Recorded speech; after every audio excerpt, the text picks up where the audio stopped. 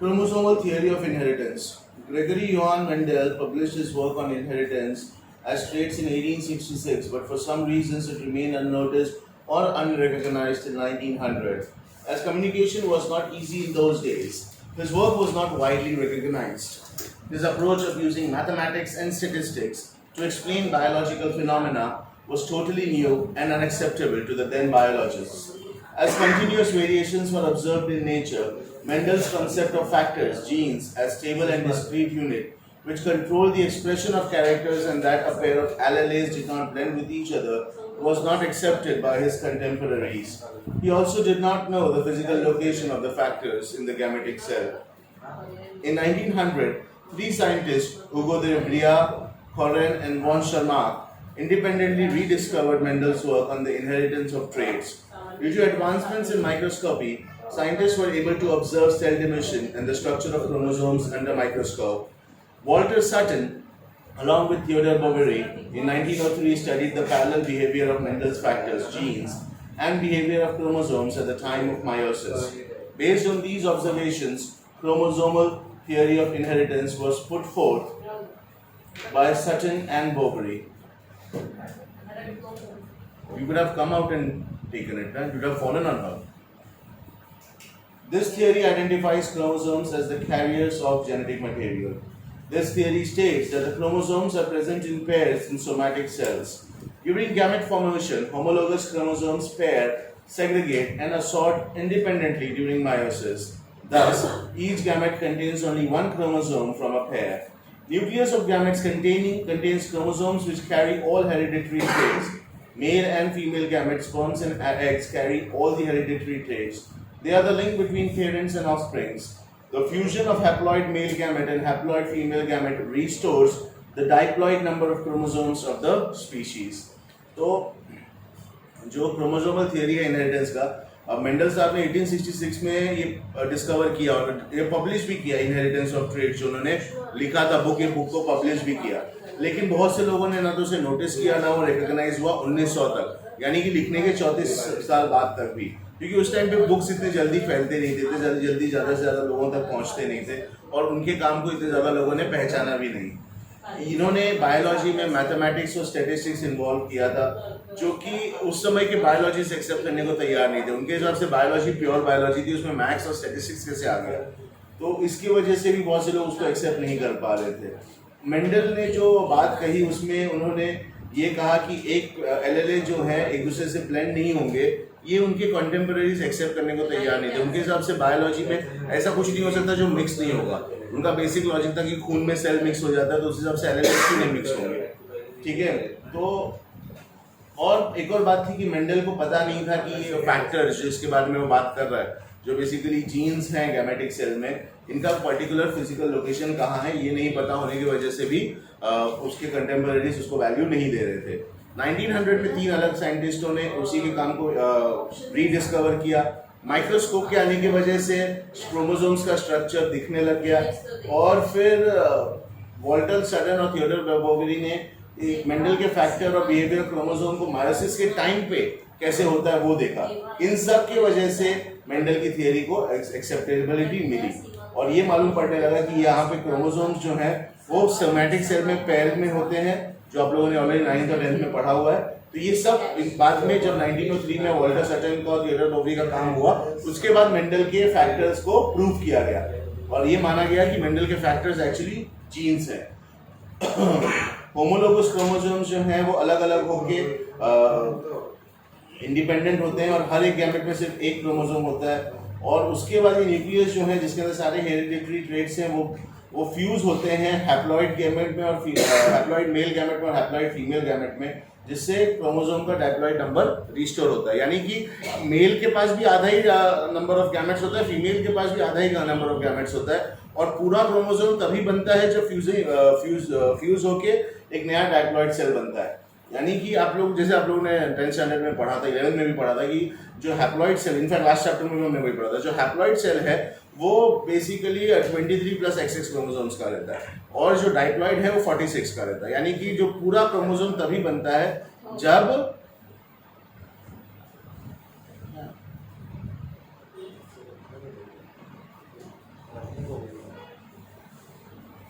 Disturb होता है ना, सामने बैठा तो। पूरा क्रोमोसोम तभी बनता है जब दोनों मेल हैप्लॉइड सेल और फीमेल हैप्लॉइड सेल का कॉम्बिनेशन तैयार होता है। Chromosomes. Chromosomes are filamentous bodies present in the eukaryotic nucleus. The term chromosomes, chromo means color, soma means body, was coined by W. Waldeyer in 1888. The size of chromosome varies from species to species. Each metaphase chromosome varies from 0.11 to 33 nanometers in length and 0.2 to 2 nanometers in thickness. Chromosomes are visible during cell division. They are capable of self-replication and play a vital role in heredity, mutation, variation, and evolutionary development of eukaryotic species. Chemically, eukaryotic chromosomes are made up of DNA, that is deoxyribonucleic acid, histone and non-histone proteins. Function. Chromosomes are carriers of heredity. Number of chromosomes. The number of chromosomes is specific and constant for a particular species. Therefore, it is of great importance in the study of phylogeny and taxonomy of the species. The term ploidy speaks for the degree of repetition of the primary basic number of chromosomes, that is X in a cell. When the chromosome number in a cell is the exact number of multiple of the primary basic number, then it is called euploidy. Euploids include monoploid, haploid with set of 2 chromosomes where X is equal to n, diploids 2n, 2 sets of chromosomes, triploids 3n, 3 sets of chromosomes, and tetraploid 4n, 4 sets of chromosomes, and so on. When the chromosome number is not the exact multiple of the haploid cells, it is described as an aneuploidy. Aneuploidy is either addition or deletion of one or more chromosome to the total number of chromosomes in a cell. तो chromosome क्या है? ये पतली पतली bodies होती हैं जो कि हर यूकैरियोटिक सेल के न्यूक्लियस में होती है। इसका नाम क्रोमोसोम पड़ा है क्रोमो, जिसका मतलब है कलर, और सोमा, जिसका मतलब है बॉडी। ये नाम दिया गया था डब्ल्यू वॉल्डेयर के द्वारा 1888 में। क्रोमोसोम की साइज उसकी स्पीशीज के ऊपर है। एक मेटाफेज का क्रोमोसोम जो है वो 0.1 से 33 नैनोमीटर का हो सकता है लेंथ में, और 0.2 से 2 नैनोमीटर का हो सकता है थिकनेस में। क्रोमोसोम सिर्फ और सिर्फ सेल डिवीजन के टाइम पे दिखते हैं। आप लोगों ने ऑलरेडी लास्ट चैप्टर में भी पढ़ा है कि क्रोमोसोम जो है वो सेल डिवीजन के टाइम पे विजिबल होते हैं। ये सेल्फ रेप्लिकेट होते हैं। क्रोमोसोम्स की वजह से हेरिडिटी यानी कि जीन जेनेटिक इन्फॉर्मेशन आगे जाता है, म्यूटेशन जो भी चेंजेस आते हैं वो होता है, वेरिएशन स्पीशीज में वेरिएशन होना, और एवोल्यूशनरी डेवलपमेंट, ये सब चीज़ों के पीछे क्रोमोसोम्स ही हैं। केमिकली क्रोमोसोम डीएनए के बनते हैं, डीएनए आप लोगों को पता है क्या है, और साथ में हिस्टोन और नॉन हिस्टोन प्रोटीन से बनते हैं। क्रोमोसोम्स जो है वो हेरिडिटी कैरी करते हैं, और क्रोमोसोम हर स्पीशीज में पर्टिकुलरली फिक्स होता है कि किसी एक स्पीशीज में कितने क्रोमोसोम होंगे, यानी कि कौन सी स्पीशीज से डेवलप होके आई है, जिसको हम लोग फाइलोजेनी कहते हैं, और कौन से फैमिली को बिलोंग करती है, जिसको हम टैक्सोनॉमी कहते हैं। इन सारे रिसर्च के लिए नंबर ऑफ क्रोमोसोम्स बहुत इंपॉर्टेंट है। प्लॉइडी का मतलब होता है कितना प्राइमरी नंबर रिपीट हो रहा है। अगर वो एग्जैक्टली सेम है तो उसको यूप्लॉइडी कहते हैं, मतलब इक्वल है। प्लॉइडी का मतलब कि बेसिक नंबर कितने बार हो रहा है, जो प्राइमरी नंबर ऑफ सेल्स यानी कि एक्स है वो कितने बार हो रहा है। अगर वो सिंगल है, इक्वल है, तो यूप्लॉइडी है। यूप्लॉइडी मतलब मोनोप्लॉइड या हैप्लॉइड, जैसे हमने मेल हैप्लॉइड और फीमेल हैप्लॉइड के बारे में पढ़ा था। डाइप्लॉइड यानी कि 2 सेट ऑफ क्रोमोसोम्स, ट्राइप्लॉइड यानी कि 3 सेट ऑफ क्रोमोसोम्स, और टेट्राप्लॉइड यानी कि 4 सेट्स ऑफ क्रोमोसोम। अगर हमारे क्रोमोसोम इक्वल नहीं है हैप्लॉइड सेल के मल्टीपल्स में, तो उसको हम एनुप्लॉइडी कहते हैं। यहाँ पे एक से ज्यादा क्रोमोसोम या तो बढ़ सकता है या कम हो सकता है, जिसके वजह से वो एक्चुअल फॉर्मेट में नहीं है। मतलब अगर समझ आप मान लो कि आपका कोई ऑर्गेनिज्म में एक्स क्रोमोसोम, जैसे ह्यूमन बींग्स एक्स क्रोमोसोम्स 23 है, तो हमारे हम डाइप्लॉइड है, इसलिए 23 46 होगा। अगर कोई और ऑर्गेनिज्म है, समझो वो टेट्राप्लॉइड है, उसके X number of chromosome let से 15 है, तो टेट्राप्लॉइड में 60 होना चाहिए। बट अगर ऐसा कोई ऑर्गेनिज्म है जिसका एक्स नंबर ऑफ क्रोमोसोम 15 है और उसके पास टोटल 58 ही है, तो ये टेट्राप्लॉइड नहीं होगा, टेट्राप्लॉइड से तो कम होगा, तो इसको हम लोग एनुप्लॉइडी कहते हैं। Structure of chromosomes. Chromosomes are best visible under microscope when the cell is at metaphase stage. It is because at this stage chromosomes are highly condensed. Typical chromosome consists of 2 chromatids joined together at centromere or primary constriction. Primary constriction consists of a disc-shaped plate called kinetochore. It is at kinetochore spindle fibers get attached during cell division. Besides primary constriction, some few chromosomes possess additional 1 or 2 constrictions called secondary constriction. At secondary constriction, nucleolus become organized during interphase. A satellite body, SAT body, is attached at secondary constriction to in very few chromosomes. Each chromatid in turn contains a long, unbranched, slender, light, highly coiled DNA thread called chromonema, extending through the length of the chromatid.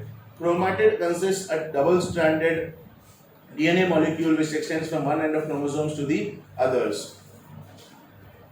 Depending upon the position of centromere, there are 4 types of chromosomes: acrocentric, J-shaped, telocentric, I-shaped, submetacentric, L-shaped, and metacentric, V-shaped. The ends of chromosome, that is chromatids, are known as telomeres. यहाँ पे आप लोग diagram दे सकते हो 3.6 का A और B, इसमें part of chromosomes दिखा रहे हैं और सेकेंडरी कंस्ट्रक्शंस के और उसके डिटेल्स दिखा रहे हैं। कंस्ट्रक्शन कहाँ होता है? सेंट्रोमियर में होता है। सेंट्रोमियर में भी सेकेंडरी कंस्ट्रक्शन होता है, यानी कि मल्टीपल टाइप के फेजेस होते हैं कंस्ट्रक्शन के, जो कि secondary construction nuclear organisation, chromonemata, primary construction, secondary construction 2 और टेलोमेर नाम का हो सकता है। यहाँ पे आप स्टार्टिंग से जाएंगे। स्ट्रक्चर क्रोमोसोम जो है माइक्रोस्कोप में दिखता है जब सेल मेटाफेज स्टेज में होता है। यहाँ पे क्रोमोसोम हाईली कंडेंस है और दिखाई देता है। क्रोमोसोम में 2 क्रोमैटिड हैं जो कि सेंटर से जुड़ते हैं, जैसे कि 2 V, एक तरह का X बनते हुए आपके क्रोमोसोम्स होते हैं। बीच में जो कंस्ट्रक्शन होता है उसको किनेटोकोर बोलते हैं, और यहीं से फाइबर्स जुड़ते हैं, जैसे हमने लास्ट चैप्टर में देखा था, फाइबर्स जुड़ते हैं यहीं से, जिससे आपका क्रोमोसोम क्रिएट होता है सेल डिवीजन के टाइम पे। कुछ क्रोमोसोम में एक से ज्यादा कंस्ट्रक्शन होता है, उसको हम सेकेंडरी कंस्ट्रक्शन कहते हैं। यहाँ पे न्यूक्लियस जो है वो इंटरफेस में बन जाता है। सैटेलाइट बॉडी सेकंड कंस्ट्रक्शन पे अटैच होती है और वहां से क्रोमोनिमा, जो कि बहुत ही टाइटली कॉइल्ड डीएनए होता है, वहां से अटैच होता है। क्रोमैटिड जो है वो डबल स्ट्रैंडेड डीएनए मॉलिक्यूल है जो एक क्रोमोसोम से दूसरी तरफ जाता है, जो उसके 4 पैर है ना, उसको क्रोमैटिड कहते हैं। क्रोमोसोम सेंट्रोमियर की पोजीशन के हिसाब से अलग अलग शेप का होता है। एक्रोसेंट्रिक यानी जे शेप का, टेलोसेंट्रिक यानी आई शेप का, सब मेटासेंट्रिक यानी एल शेप का, और मेटासेंट्रिक यानी वी शेप का। क्रोमोसोम के जो एंड्स हैं उनको हम क्रोमैटिड्स कहते हैं, यानी सॉरी, क्रोमोसोम के जो एंड्स यानी जो क्रोमैटिड्स के एंड है उनको हम टेलोमियर्स कहते हैं। ठीक है। Now coming to sex chromosomes. The chromosomes which are responsible for the determination of sex are known as sex chromosomes, also known as allosomes. Human being and other mammals have X and Y chromosomes as sex chromosomes. X chromosome is straight, rod-like and longer than Y chromosome, and X chromosome is metacentric while Y chromosome is acrocentric. X chromosome has large amount of euchromatin, extended region, and small amount of heterochromatin, highly condensed region. Euchromatin has large amount of DNA material, hence genetically active. Y chromosome has small amount of euchromatin and large amount of heterochromatin, hence it is genetically less active or inert. Both X and Y chromosomes show homologous and non-homologous regions. Homologous regions show similar genes, while non-homologous regions show dissimilar genes. यहाँ पे आप देख सकते हो non homologous regions कैसे और homologous regions कैसे हैं। यहाँ पे आप ये भी देख सकते हैं कि शेप जो है वो अलग अलग होता है। एक्स क्रोमोसोम जो है वो मेटासेंट्रिक होता है, यानी कि वी शेप का होता है, और वाई क्रोमोसोम जो है वो एक्रोसेंट्रिक होता है, यानी कि जे शेप का होता है। सेक्स क्रोमोसोम्स को हम एलोसोम्स कहते हैं, और एक्स क्रोमोसोम के अंदर एक एडिशनल रीजन होता है जहाँ पे यूक्रोमैटिन होता है, और हेटेरोक्रोमैटिन यानी कि हाईली कंडेंस रीजन जो है कम होता है। इसी के ऑपोजिट में वाई क्रोमोसोम में यूक्रोमैटिन यानी कि एक्सटेंडेड रीजन कम होता है, लेकिन हेटेरोक्रोमैटिन यानी कि कंडेंस रीजन ज़्यादा होता है। उनके पास ऐसे रीजन होते हैं जो होमोलोगस यानी एक जैसे होते हैं, और ऐसे होते हैं जो नहीं होते। जहाँ पे एक जैसे रीजन होते हैं वहाँ पे जीन्स सिमिलर होता है, जहाँ नहीं होते वहाँ पे डिसिमिलर जीन्स पाए जाते हैं। यहाँ पे आप देख सकते हो एक्स क्रोमोसोम जो है आपका वो वी शेप में है, और आप ये भी देख सकते हो कि वाई क्रोमोसोम आपका आई शेप में है, फिगर 3.7 में। Structures of X and Y. Crossing over occurs only between homologous regions of X and Y chromosomes. Non-homologous region of X chromosome is longer and contains more genes than that of non-homologous region of Y chromosome. X-linked genes are present on non-homologous regions of X chromosome, while Y-linked genes are present on non-homologous regions of Y chromosome. तो जो भी crossover है वो सिर्फ और सिर्फ homologous regions के बीच में हो सकता है, क्योंकि वही इक्वल है। नॉन होमोलोगस रीजन है दोनों का वो अनइक्वल है, तो उनके बीच में क्रॉसओवर होगा नहीं। और इनके ऊपर जो नॉन होमोलोगस रीजन है इसमें एक्स क्रोमोसोम होता है एक्स वाले में, और वाई लिंक जीन्स होता है वाई वाले में। Simple enough. 3.8 linkage and crossing over. Linkage. It is a known fact that several genes are present on the chromosome. As chromosomes are carriers of heredity, these genes have tendency to be inherited together. Such genes are called linked genes. The tendency of 2 or more genes present on the same chromosomes that are inherited together is called as linkage. Linkage was discovered in plants by Bateman and Punnett, and in animals by T.H. Morgan. Linkage is of 2 kinds, complete and incomplete linkage. यानी कि एक चीज तो मानने की कि बहुत सारे जीन्स एक ही क्रोमोसोम के ऊपर प्रेजेंट है, और क्रोमोसोम जो है वो कैरियर है हेरिडिटी के लिए, यानी कि ये सारे जीन्स एक साथ आते हैं, तो इनको हम कहते हैं लिंक्ड जीन्स। अब इन लिंक्ड जीन्स को ये जो टेंडेंसी है जिसमें दो या दो से ज्यादा जीन्स एक साथ इनहेरिट होते हैं उनको हम लिंकेज कहते हैं। लिंकेज पहली बार डिस्कवर हुआ था प्लांट्स में बेटसन और पनेट द्वारा और एनिमल्स में टीएच मॉर्गन द्वारा।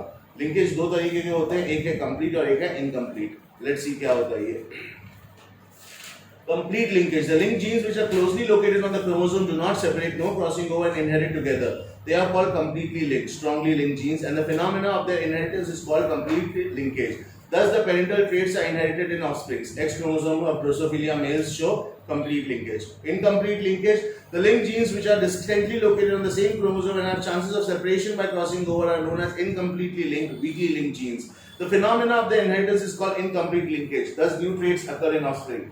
Enzymes, color and shape of grains show incomplete linkage. तो जहाँ पे क्रोमोसोम में दो जीन्स आसपास हैं वो पूरी तरह से साथ में रहते हैं और अलग नहीं होते क्रॉसिंग ओवर के इसमें, और इसीलिए कंप्लीटली लिंक कहा जाता है इनको। जैसे कि पेरेंटल ट्रेट जो है पूरा का पूरा ऑफस्प्रिंग में आ जाएगा। जैसे एक्स क्रोमोसोम जो ड्रोसोफिला मेल है वो एग्जैक्टली कंप्लीटली लिंक होता है। इनकम्प्लीट लिंकेज मतलब क्रोमोसोम में दूर दूर जो लिंक्स होते हैं वो इतना स्ट्रॉन्ग बॉन्ड नहीं होता उनका, और क्रॉसिंग ओवर के टाइम पे ये पूरी तरह से क्रॉस ओवर नहीं होते, इनकम्प्लीटली होते हैं। और इसमें और नए ट्रेड्स यानी कि एग्जैक्टली पेरेंटल ट्रेड्स नहीं, कुछ नए ट्रेड्स या आधे पेरेंटल ट्रेड्स आधे नए ट्रेड्स जो है वो ऑफस्प्रिंग में पहुंच जाते हैं। जैसे कि कलर और शेप जो है सेम है ग्रेन का, वो इनकम्प्लीट लिंकेज दिखाता है। Linkage groups. All the linked genes in a particular chromosome constitute a linkage group. The number of linkage groups of a particular species corresponds to its haploid number of chromosomes. Example, Drosophila melanogaster has 4 linkage groups that correspond to 4 pairs of chromosomes. Garden pea has 7 linkage groups and 7 pairs of chromosomes. तो कितना linkage group होगा ये किसी particular species के haploid number of chromosomes पे होता है। जैसे ड्रोसोफिला मेलनगास्टर के 4 हैं क्योंकि उसके 4 पेयर ऑफ क्रोमोसोम होते हैं। गार्डन पी के 7 पेयर ऑफ क्रोमोसोम होते हैं तो उसके 7 लिंकेज ग्रुप है, यानी कि जितने पेयर ऑफ क्रोमोसोम है उतने लिंकेज ग्रुप होंगे। Sex linkage. The transmission inheritance of X-linked and Y-linked genes from parent to offspring is called sex-linked inheritance. Sex-linked inheritance is of 3 types, namely X-linked, Y-linked and XY-linked. Sex linkage is of 2 kinds. तो जो अभी आप normal traits का inheritance किस तरह से linkage होता है आपने देखा। अब सेक्स क्रोमोसोम्स का किस तरह से ट्रेट्स इनहेरिट होता है उसको हम कहते हैं sex linked inheritance. Sex linked inheritance 3 तरह का होता है, एक है जो एक्स क्रोमोसोम से लिंक्ड है, एक है जो वाई क्रोमोसोम से लिंक्ड है और एक है जो एक्स वाई क्रोमोसोम से लिंक्ड है। सेक्स लिंकेज भी 2 तरीके के होते हैं, एक होता है कंप्लीट और एक होता है incomplete. Let's check that out. Complete sex linkage. It is exhibited by genes located on non-homologous regions of X and Y chromosomes. They inherit together because crossing over does not occur in this region. Examples of X-linked traits are hemophilia, red-green, color blindness, myopia, nearsightedness, ichthysis, and for Y-linked are hypertrichosis, HY antigen gene, etc. Incomplete sex linkage is exhibited of genes located on homologous region of X and Y chromosomes. They do not inherit it together because crossing over occurs in this region. Examples of XY linked traits are total color blindness, nephritis, retinitis pigmentosa, etc. तो complete sex linkage क्या है? ये उस jeans का होता है जो कि नॉन होमोलोगस रीजन में है एक्स और वाई क्रोमोसोम के। ये एक साथ इनहेरिट होते हैं क्योंकि यहाँ पे क्रॉसिंग ओवर नहीं होता। हमने अभी पढ़ा था क्रॉसिंग ओवर खाली होमोलोगस रीजन में ही होता है क्रोमोसोम्स के, और यहाँ पे होमोलोगस रीजन नहीं है तो यहाँ पे क्रॉसिंग ओवर नहीं हो रहा है। तो यहाँ पे जो जीन्स है वो कंप्लीटली इनहेरिट हो रहे हैं। इसके एग्जांपल है हेमोफीलिया यानी कि खून की कमी होना, red green colour blindness, myopia यानी कि रेड ग्रीन कलर ब्लाइंडनेस यानी कि जहाँ पे आपको लाल और हरा कलर जो है वो ग्रे दिखता है, तो आप उसके बीच में ये नहीं कर पाते, लाल और हरे कलर के बीच में आप फर्क नहीं कर पाते। तो एक्स लिंक ट्रेट्स में जाने का हेमोफीलिया है, रेड ग्रीन कलर ब्लाइंडनेस है, मायोपिया यानी कि दूर का नहीं दिखता है, इक्टोसिस और वाई लिंक के लिए हाइपरट्राइकोसिस और एचवाई एंटीजन जीन, ये सारी जो है ये एग्जांपल्स हैं कंप्लीट सेक्स लिंकेज का। उसी तरह इनकम्प्लीट सेक्स लिंकेज के जो एग्जांपल हैं ये वो रीजन से होते हैं जो कि होमोलोगस है, यानी कि यहाँ पे क्योंकि वो एक साथ क्रॉस ओवर होते हैं तो इनहेरिट पूरी तरह से नहीं हो पाते, तो इसके इनकम्प्लीट सेक्स लिंकेज को XY लिंक ट्रेट्स कहते हैं। इसमें एग्जांपल है blind total blindness, nephritis, retinitis pigmentosa, ये सब इनकम्प्लीट सेक्स लिंकेज के एग्जांपल्स हैं। Crossing over. Crossing over is a process that produces new combinations, recombination of genes by interchanging and exchanging of corresponding segments between non-sister chromatids of homologous chromosomes. It occurs during pachytene of prophase 1 of meiosis. The term crossing over was coined by Morgan. The mechanism of crossing over consists four sequential steps such as synapsis, tetrad formation, crossing over, and terminalization. This you have already studied in the chapter on cell division in class 11. If you have not studied, please open your 11th textbook and read it again. The phenomena of crossing over is universal and it is necessary for the natural selection because it increases the chances of variation. तो crossing over मतलब कि ऐसा process है जहाँ पे नए combination बनते हैं पेरेंट जीन्स को ले करके और उसके जो भी करस्पॉन्डिंग सेगमेंट्स हैं नॉन सिस्टर क्रोमैटिड्स के जो कि होमोलोगस क्रोमोसोम में वो एक्सचेंज होते हैं. यहाँ पे ये कब होता है? ये प्रोफेज 1 में होता है. और यहाँ पे जो भी सीक्वेंशियल स्टेप्स यानी synapses, tetrad formation, crossing over, terminalisation, उसमें कंटिन्यूअस मिक्सअप होता है, लेयरिंग होती है, जिसके वजह से नई जीन्स फॉर्म होते हैं. और ये बहुत जरूरी है क्योंकि वेरिएशन अगर नहीं होगा तो आपको चेंजेस नहीं मिलेगा और अगर आपके चेंजेस नहीं मिलेंगे तो स्पीशीज की सर्वाइवबिलिटी में प्रॉब्लम होगा. वेरिएशन जो है वो होना चाहिए यानी कि पेरेंटल इससे डॉटर सेल्स में वेरिएशन दिखना चाहिए. Morgan's experiment showing linkage in crossing over. Morgan used Drosophila melanogaster fruit fly for his experiments because Drosophila can easily be cultured in laboratory. Its lifespan is short, about 2 weeks. Moreover, it has high rate of reproduction. Morgan carried out several dihybrid cross experiments in fruit fly to study genes that are sex-linked. The process was similar to dihybrid process as carried out by Mendel in P.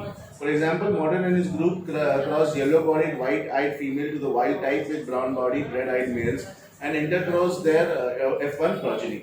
तो जैसे Mendel के time पे आपने देखा था कि उन्होंने दो अलग-अलग स्पीशीज के बाद डोमिनेंट और रिसेसिव ट्रेट्स को मिक्स करके F1 बनाया, फिर F1 के अंदर क्रॉसिंग करके F2 बनाया यानी कि फर्स्ट फिलियल, सेकंड फिलियल, फिर बैक क्रॉस किया, टेस्ट क्रॉस किया, ऐसे मल्टीपल चीजें की. उसी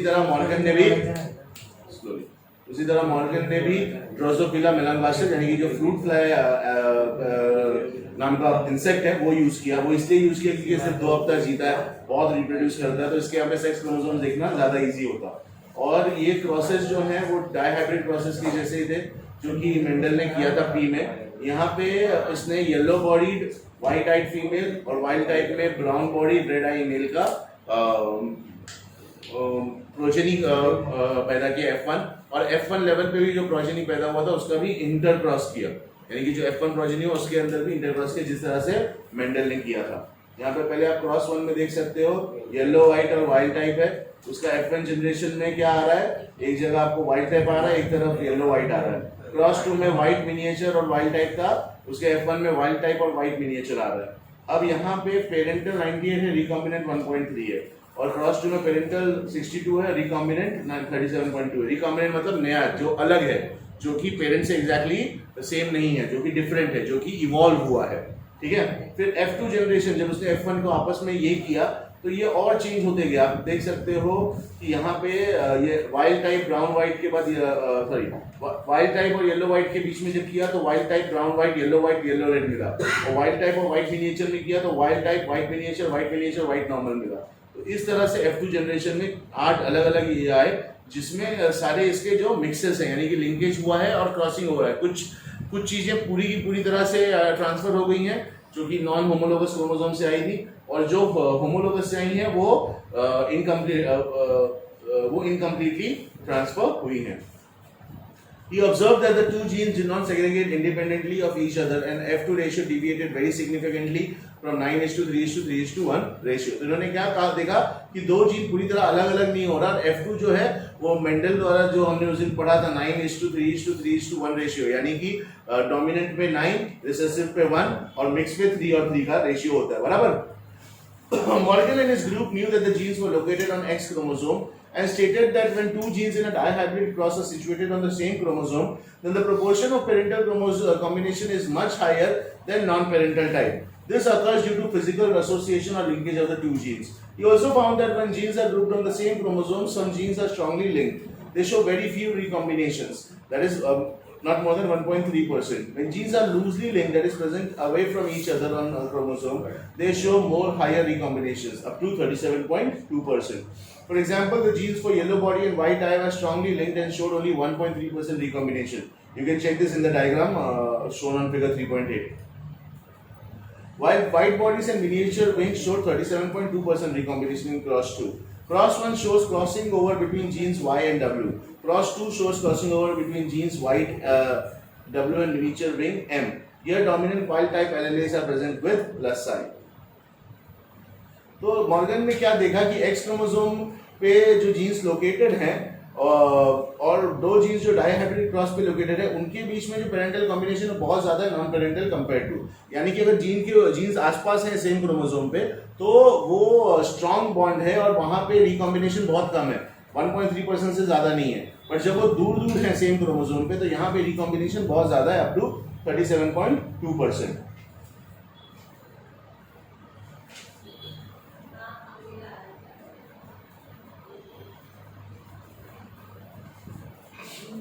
Autosomal inheritance. Human somatic 2N cell contains 23 pair of chromosomes. They can be divided functionally as autosomes and sex chromosomes. A single pair of chromosome is involved in sex determination and remaining 22 pairs are called autosomes. Autosomes control a variety of traits other than sex. These traits are called autosome linked traits. Transmission of body characters other than sex linked traits from parents to their offspring through autosomes is called autosomal inheritance. Some characters are influenced by dominant genes while some other are by recessive genes present in autosomes.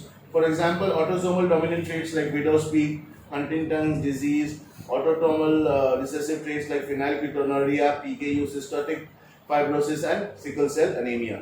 तो somatic cells जो है उसमें 23 होते हैं, 23 pair होते हैं chromosome के, इसमें से 22 जो है वो ऑटोसोम है और एक जो है वो सेक्स क्रोमोसोम है। अब सेक्स क्रोमोसोम से बच्चे का सेक्स डिसाइड होता है, यानी कि वो मेल होगा या फीमेल होगा, लेकिन बाकी के जो 22 क्रोमोसोम्स हैं उसको हम ऑटोसोमल क्रोमोसोम्स कहते हैं। ये ऑटोसोमल्स जो हैं ये डिसाइड करते हैं मल्टीपल फैक्टर्स में, इसमें से कुछ डोमिनेंट होते हैं कुछ रिसेसिव होते हैं। विडोज पी, किसी के को बाल आगे यहाँ पे एक तरह का वी बनाते हैं सर के सामने, उसको कहते हैं विडोज पी, और किसी को नहीं होता। हंटिंगटन डिजीज में मोटर स्किल्स पे कंट्रोल लूज हो जाता है, कुछ सालों के बाद हाथ पैर पे कंट्रोल नहीं रहता, और ऐसे जो बच्चे होते हैं जिनको हंटिंगटन डिजीज बचपन से होता है इनका पहले से मोटर स्किल्स थोड़ा वीक ही होता है, ये लोग क्लमसी होते हैं, इनके हाथ से चीजें बार बार छूट जाती हैं, ये गिर जाते हैं बार बार, एक तरह की जेनेटिक बीमारी है, इसका इलाज नहीं है। ऑटोसोमल रिसेसिव ट्रेट्स होते हैं जैसे कि फिनाइलकेटोनुरिया में एक पर्टिकुलर सिक्रीशन जो है वो नहीं होता है, उसका एक्सेस होता है तो वो यूरिन से पास हो जाता है, इसलिए उसको फिनाइलकेटोनुरिया कहते हैं। सिस्टिक फाइब्रोसिस, बार बार सिस्ट बनते हैं मसल्स के अंदर, और सिकल सेल एनीमिया जो कि एक ऐसी बीमारी है जिसमें खून जो है वो क्लॉट नहीं होता और बहुत सारा ब्लड लॉस होता है, इसको कहते हैं sickle cell anaemia. Widow's peak, a prominent V-shaped hairline on forehead is described as widow's peak. It is determined by autosomal dominant gene. Widow's peak occurs in homozygous dominant WW and also heterozygous dominant heterozygous recessive W small w individuals. Individuals with homozygous recessive WW genotype have a straight hairline, no widow's peak. Both males and females have equal chance of inheritance. तो यहाँ पे जो V shape होता है एकदम hairline के ऊपर, इसको widow's peak कहते हैं। ये homozygous dominant यानी कि दोनों W, हेट्रोजाइगस यानी एक कैपिटल W एक स्मॉल W, इन दोनों इंडिविजुअल्स में होता है। पूरी तरह से रिसेसिव इंडिविजुअल जिसमें दोनों WW जीन है उनको, दोनों स्मॉल W जीन है उनको नहीं होता, उनके हेयरलाइन स्ट्रेट होती है। दोनों मेल और फीमेल दोनों को ये इनहेरिटेंस हो सकता है। Phenylketonuria, it's an inborn metallic disorder caused due to recessive autosomal genes. When recessive genes are present in homozygous conditions, phenylalanine hydroxylase enzyme is not produced. This enzyme is essential for conversion of amino acid phenylalanine into tyrosine. Due to absence of this enzyme, phenylalanine is not converted into tyrosine, hence phenylalanine and serotonin are accumulated in blood and cerebrospinal fluid (CSF). It affects development of brain and causes mental retardation, hence phenylalanine is secreted. Excess phenylalanine is excreted in urine, hence this disease is called phenylketonuria. Autosomal recessive traits appears in both sexes with equal frequencies. These traits tend to skip generations. तो ये एक बीमारी है, metabolic disorder है फिनाइलकेटोनुरिया। इसमें जो एक particular enzyme होता है फेनिलाइन हाइड्रोक्सिलाइज, वो नहीं बनता। अब ये नहीं बनता, इसके लिए जो अमीनो एसिड है फेनिलाइन वो टायरोसाइन में कन्वर्ट नहीं होता। टायरोसाइन में कन्वर्ट नहीं होता, यानी कि ब्लड में एब्जॉर्ब नहीं होता। अब ब्लड में एब्जॉर्ब नहीं होता तो क्या जाता है, वो ब्लड में उसका कंटेंट बढ़ता जाता है और सीएसएफ यानी कि सेरेब्रोस्पाइनल फ्लूइड, जो आपके स्पाइनल कॉर्ड के और आपके सेरेब्रल एरिया में होता है, इसमें एक्यूमुलेट होने लगता है। इसके वजह से ब्रेन के डेवलपमेंट में असर होता है और बच्चा जो है मेंटली रिटार्डेड हो सकता है। और इसमें जो एक्सेस है वो यूरिन से पास आउट होता है, इसीलिए इसको फिनाइलकेटोनुरिया कहते हैं। ऑटोसोमल ट्रेट्स जो है दोनों मेल और फीमेल को इक्वली हो सकते हैं और कई बार कई जनरेशन बाद होते हैं, यानी कि जरूरी नहीं कि आपके फादर को या मदर को ये बीमारी हो, आपके ग्रेट ग्रैंडफादर को भी होगी तो भी आप तक आ सकती है, क्योंकि वो उतने साल हिडन रहती है, जैसे आपने first female generation second female generation crossover में देखा है ऑलरेडी। ठीक है,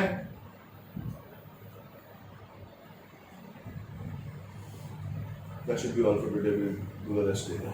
Thank you.